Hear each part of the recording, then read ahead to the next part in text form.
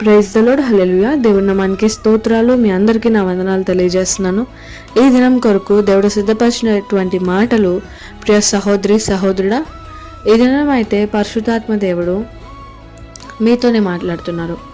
ఈ దినము బాప్తిసం తీసుకుని రక్షణ పొందుకున్నటువంటి నీవు రక్షణ తీసుకొనక మునుపు లోకంలో నీకు నచ్చినట్టు, నీకు కరెక్ట్ ఏది చేయాలనిపిస్తే అదే రైట్ అనుకుని నీవు చేస్తూ ఉన్నావు. వన్స్ నువ్వు దేవుడే నిజమైనటువంటి దేవుడు, నా పాపాలకి ఆయన విమోచన కల్పించారు, నన్ను ఇంతగా ప్రేమించేటువంటి ఈ దేవుడు ఈయనే, ఇంకా ఎవరు లేరని చెప్పి తెలుసుకుని బాప్తిసం నువ్వు తీసుకున్నటువంటి నీవు వాక్యం ద్వారా కానీ, బైబిల్ చదవడం వల్ల కానీ, వినడం వల్ల కానీ నీవు దేవుడు చెప్పేటువంటి నియమాలు నీవు వినేటువంటి వ్యక్తిగా ఉన్నావు. విన్నటువంటి నీకు అవి పాటించడానికి నీకు చాలా కష్టంగా ఉంది. అంటే అవి విన్నప్పుడు నీకు ఎట్లాగా అనిపిస్తుందంటే, ఇవి చేయకపోతే ఏమైంది, చేస్తే ఏంటి, చేయకపోతే ఏంటి అని చెప్పి నీకు ఎక్కడ ఒక ఆలోచన పుట్టిందేమో. అయితే దేవుడి దినం నీతో మాట్లాడుతున్నారు. ఇప్పుడు ఒక ఎగ్జాంపుల్గా మనం చూసుకున్నట్లయితే, ఫస్ట్ దేవుడు అయితే ఈ యొక్క మాట ద్వారా నీతో మాట్లాడుతున్నారు. Faith need boundaries. ఏంటంటే విశ్వాసమునికి సరిహద్దులు కావాలి, సరిహద్దు అవసరం అని చెప్పి దేవుడు ఈ దినం నీతో మాట్లాడుతున్నారు. ఇప్పుడు మనం మొదటి ఆదాము అవ్వని మనం చూసుకుందాము. దేవుడు భూమి అంతటిని, ఈ సర్వాన్ని సృష్టించి, ఆదాముని కూడా సృష్టించి, అవ్వని కూడా సృష్టించి ఏదైనా వనంలో పెట్టారు. ఏదైనా వనంలో పెట్టి వాళ్ళకి ఒక బౌండరీ అనేది ఇచ్చారు.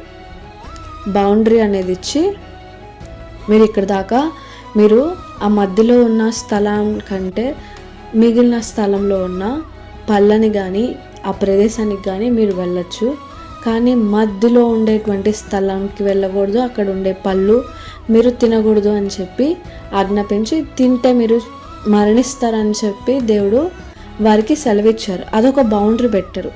ఇప్పుడు దేవుడు వారికి ఫ్రీ విల్ ఇచ్చారు. ఇప్పుడు వాళ్ళకి ఎప్పుడు చనిపోతామనే మరణం అనేది వాళ్ళకి లేదు. దేవుడు ఎటర్నల్ లైఫ్, అంటే వాళ్ళకి జీవించడానికి ఒక టైం పీరియడ్ అనేది లేకుండా వాళ్ళని ఒక ఫ్రీగా వదిలేశారు. అంటే ఒక బౌండరీ పెట్టి, ఇక్కడి దాకా మీరు పిల్లలకి చెప్తారు కదా, ఇక్కడి దాకా మీరు ఆడుకోండి, దాని దాటి వెళ్ళొద్దు, దొంగలు వస్తారు, బూచోళ్ళు వస్తారని భయపడతారు కదా. అట్లాగే దేవుడు కూడా ఆదాము అవ్వకి చెప్పారు. చెప్పినా కానీ సాతాను ఏం చేశాడంటే, వచ్చి అక్కడికి వెళ్ళి తింటే మీకు జ్ఞానం వస్తుంది, మీరు దేవుళ్ళు అయిపోతారని చెప్పి సాతాను అబద్ధం చెప్పాడు. అబద్ధం అంటే ఒక డౌట్ అనేది అవ్వ మైండ్లో నాటుతూ ఉన్నాడు. చిన్నగా నాటుతూ ఉన్నాడు. ఇప్పుడు ఎవరికైనా కానీ ఒకసారి చెబితే ఎక్కదు, పదే దాకా చెవిలో చెబుతా ఉంటే అది నాటడానికి టైం పడుతుంది. అదేవిధంగా అపవాది ఆ అవ్వ చెవిలో ఆ యొక్క డౌట్ని నాటి తినేలాగా చేసి అవ్వ మీదకి, ఆదాము మీదకి శాపాన్ని కొని తెచ్చుకునే వారిలాగా అపవాది ఆ ఒక్క డౌట్తో వారిని ప్రేరేపించి శాపాన్ని వారి మీద వారే తెచ్చుకునేలాగా చేశారు. దేవుడికి విరోధంగా శపింపబడ్డానికి ఒక థాట్ అనేది వేసి శపించబడేటువంటి వ్యక్తులుగా అపవాది వారిని ప్రేరేపించి వారి మీదకి శాపాన్ని తీసుకొచ్చాడు. అదే రీతిగా దేవుడు చెప్పినటువంటి బౌండరీలో ఉన్నంత వరకు వాళ్ళకి సేఫ్టీ. అది దాటి వెళ్ళినాక వాళ్ళు దేవుడి శాపాన్ని వారు తెచ్చుకున్నారు. అదే రీతిగా ఇప్పుడు మనము ఏదైనా ఫుడ్ ఉంటుంది, ఫుడ్ని మనము చేసుకుని దాన్ని ఒక స్టోరేజ్లో దాంట్లో కానీ మనం దాచిపెడితే దానికి పురుగులు పట్టకుండా ఉంటాయి. అదే ఇప్పుడు నువ్వు మూత తెరిచి పెట్టావు అనుకో, బల్లులో కాక్రోచెస్ వచ్చి నీకు తెలియకుండానే ఆ ఫుడ్ని స్పాయిల్ చేయడం చేస్తూ ఉంటాయి. అప్పుడు నువ్వేం చేస్తావు, దాన్ని తినకుండా వేస్ట్ చేస్తావు, అంతే కదా. ఇప్పుడు అలానే ఇప్పుడు దేవుడు నీకు ఫెయిత్లో, నీ యొక్క విశ్వాసానికి ఒక బౌండరీగా ఆయన కొన్ని నియమాలు అనేటువంటివి పెట్టారు. ఈ దినం కూడా అపవాది నీకు ఏమి చెవిలో అబద్ధం నాటుతున్నాడంటే, ఇవి చేయకపోతే ఏంటి, చేస్తే ఏంటి, చేయకపోతే ఏంటి, చేయకుండా మేము ఇట్లా ఉండలేమా, చేయకుండా మేము ఇట్లాగా కరెక్ట్గా మేము ఉండలేమా అని చెప్పి అపవాది నీకు నాటుతున్నట్టున్నాడు. అందుకోసమే దేవుడి దినము నీతో మాట్లాడుతున్నాడు. ఆయన నియమాలను పెట్టింది నీకు ప్రొటెక్షన్ కోసం. అపవాది నీకు ఏ హాని చేయకుండా, అపవాది చేతుల్లోకి నువ్వు వెళ్ళకుండా, అపవాదికి నీ మీద అధికారం లేకుండా ఆయన మార్గాలను ఎట్లాగా నడవాలి, ఎటువంటి పనులు చేయాలి, ఎటువంటివి చేయకూడదు అని చెప్పి కొన్ని నియమాలు పెట్టారు. ఇప్పుడు ఒకటి సామెతల్లో మనం చూసుకున్నట్లయితే, వృధాగా మనం మాట్లాడకూడదు, మన మాటలు వెయిట్తో ఉండాలి. అదేవిధంగా న్యూ టెస్ట్మెంట్లో కూడా ఉంటుంది, వ్యర్థంగా మాట్లాడినప్పుడు అందులో పాపం ఉంటుంది. ఇప్పుడు ఎంతవరకు మాట్లాడాలో అంతవరకు మాట్లాడాలి. దేవుడు ఇది చేయొద్దు అంటే చేయకూడదు, పీరియడ్, అంతే. నువ్వు క్వశ్చన్ చేయకూడదు. ఎందుకంటే ఆయన ఏది నియమం పెట్టినా కానీ, ఏ బౌండరీ పెట్టినా, ఏది చేయొద్దన్నా కానీ దాని వెనకాల ఒక అర్థం ఉంది. దాని వెనకాల నీ కొరకు ప్రొటెక్షన్ ఉంది. నీ ఫెయిత్కి, నీ విశ్వాసం కాపాడుకోవడానికి అదొక షీల్డ్ లాగా పనిచేస్తుంది. నీవు దాన్ని దాటితే ఏమైంది, వెళ్ళి చూస్తే ఏమైంది, ఏం కాదులే అని చెప్పి ఇప్పటి వరకు అపవాది ప్రేరేపించే దాన్ని బట్టి నువ్వు ఆలోచిస్తూ ఉంటే, దేవుడు ఈ దినం నీతో మాట్లాడుతున్నారు. నీ విశ్వాసానికి సరిహద్దులు కావాలి. అప్పుడే నీ విశ్వాసానికి విలువ ఉంటుంది. దేవుడిలో నిలిచి ఉండడానికి నీకు శక్తి ఉంటుంది.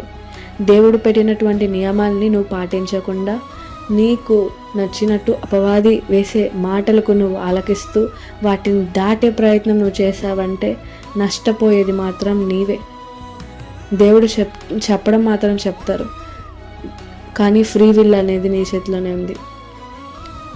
ఫుడ్ స్టోర్ చేసి ఒక ప్లేస్లో సేఫ్గా ఉంచినంత వరకే దానికి వాల్యూ ఉంటుంది.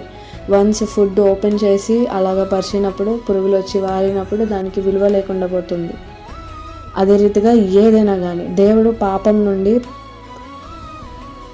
లస్ట్ నుండి పారిపోమని చెప్పారు. దేవుడు పాపం నుండి పారిపోమని చెప్పారు.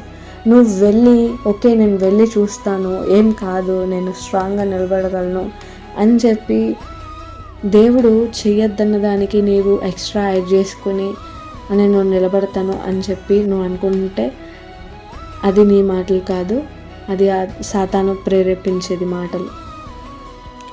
దేవుడు కొన్ని నియమాలను పెట్టింది నీ విశ్వాసం కాపాడుకోవడానికి, ఆయనలో నిలిచి ఉండడానికి. నువ్వు ఎందుకు, ఏంటి, ఎందుకు ఇది చేయకూడదు అని చెప్పి క్వశ్చన్స్ అనేవి చేయడం మానేమని చెప్పి దేవుడు అడుగుతున్నారు. ఎందుకనంటే ఆ క్వశ్చన్స్ చేసేలాగా చేసేది నీవు కాదు, అపవాది. నిన్ను పాపంలో ఎందుకు పారిపోవాలి, నువ్వు ఎదుర్కోగలవు అని నీకు అబద్ధం చెప్తున్నాడే, అది అపవాది. దేవుడు పారిపోమని చెప్పాడు. ఎందుకనంటే దాని తర్వాత ఏంటి అని చెప్పి దేవుడికి ప్రతిదీ తెలుసు. దేవుడు ఒక మీనింగ్ లేకుండా, ఒక అర్థం లేకుండా ఏ ఒక్క మాట మనతో మాట్లాడరు. ఏ ఒక్కటి చేయొద్దు, చేయమని దేవుడైతే ఏది వ్యర్థంగా చెప్పరు. దేవుడు ఏదైనా చెప్పారు, పాటించమని అన్నారంటే పీరియడ్, అది నువ్వు అట్లానే చేయాలి. ఎందుకంటే దేవుడు మనకి శ్రేష్టమైన జీవితం మనం కలిగి ఉండాలని ప్రతిదీ మనకి నియమించారు.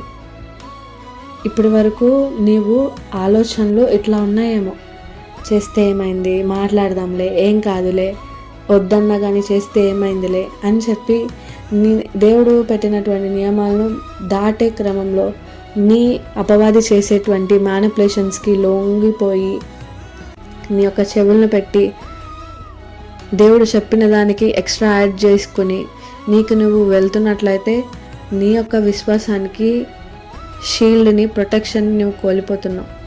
దేవుడిలో నిలిచి ఉండేటువంటి శక్తిని నీవు కోల్పోయేలాగా ఉంటున్నావు. దేవుడి మాటను దాటుకుని వెళ్ళేటువంటి నీవు శాపాన్ని కొని తెచ్చుకునేటువంటి వ్యక్తిగా ఉంటున్నావు. దేవుని చెప్పినటువంటి మాటలు వినలేక దేవునికి దూరంగా వెళ్ళిపోయేటువంటి వ్యక్తిగా ఉంటున్నావు. అందుకోసమే దేవుడు ఈ దినము నీవు దూరం అవ్వడం ఆయనకి ఇష్టం లేదు. నీ మీదకే ఆయన ఉగ్రత రావడం ఆయనకి ఇష్టం లేదు.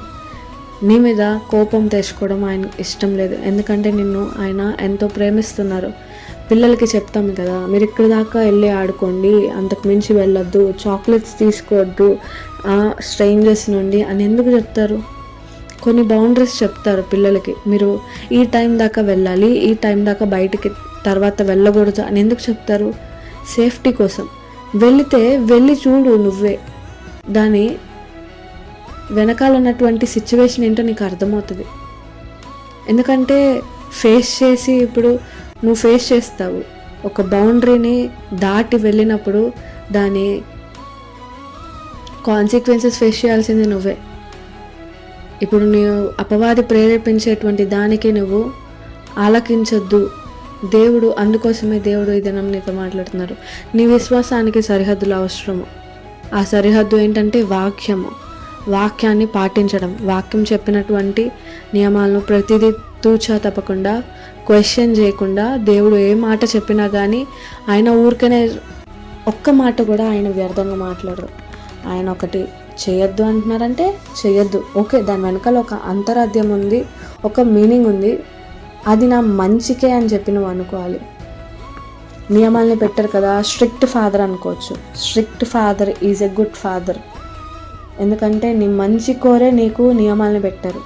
నీ మంచి కోరే నీ విశ్వాసము బలంగా ఎదగడానికి ఆ నియమాల్ని పెట్టారు.